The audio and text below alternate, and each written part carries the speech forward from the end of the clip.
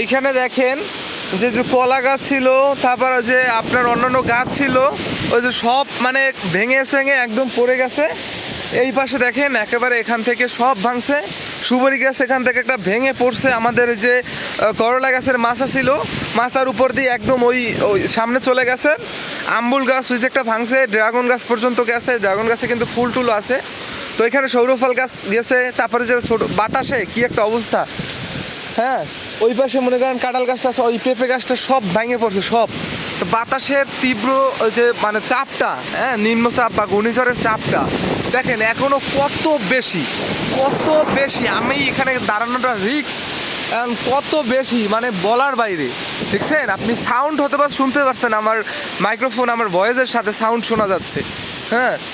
কি একটা অবস্থা দেখেন, নারিকেল গাছের পাতাগুলো সব হচ্ছে অন্যদিকে, দেখছেন সব অন্যদিকে। মানে আপনি এইখানের এই যে অবস্থা দেখে মানে বুঝবেন কি বলেন, যে পেঁপে গাছ ভেঙে গেছে, মানে উগলে পড়ে যায় না, একেবারে ভেঙে গেছে। আমি দেখাই যে বাতাসের এত চাপে মানে একেবারে ভেঙে গেছে। এই যে দেখেন একেবারে ভেঙে পড়ে গেছে। তারপরে এইখানে দেখেন এই যে কাঁঠাল গাছ, কিন্তু এটা আরও অনেক দাঁড়ানো ছিল, এইটা একেবারে শুয়ে গেছে, হ্যাঁ, বাতাসে এত চাপ একেবারে শুয়ে গেছে।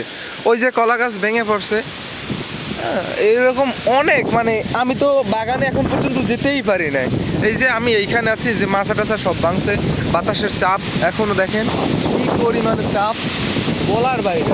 সাউন্ড, এই ছোটো গাছটা দেখেন যে সাউন্ডটা, এই যে এই পাশে দেখেন সুপারি গাছগুলো কীরকম করতেছে, দেখছেন সুপারি গাছগুলো হয়তো মোবাইলে একটু নর্মাল দেখা যাচ্ছে, কম দেখা যাচ্ছে, কিন্তু আমার লাইফে আমি এত বড় ভয়ানক ঘূর্ণিঝড় বলেন, বন্যা বলেন বা দুর্যোগ বলেন আমি দেখি নাই, ঠিক আছে। দেখেন কি অবস্থাটা। সুপারি গাছ ওই সাইডেও ভাঙছে অনেক, হ্যাঁ ওই সাইডেও ভাঙছে। আর ফোনে চার্জ আমাদের নেই, কালকে রাত্রে হচ্ছে আমি কোনো শট নেই নাই, কিন্তু রাতের অবস্থা ছিল অনেক খারাপ। আর যেহেতু রাত্রে নিতেও পারতাম না, লাইটিংয়ের একটা ব্যাপার আছে, মোটামুটি আপনাদের বোঝাতে পারতাম। কিন্তু দেখেন দেখেন দেখেন, হ্যাঁ দেখছেন বাতাসের তীব্রতা এখনো কতটা ভয়ানক। আল্লাহ তুমি রহমত করো সকলের, হ্যাঁ।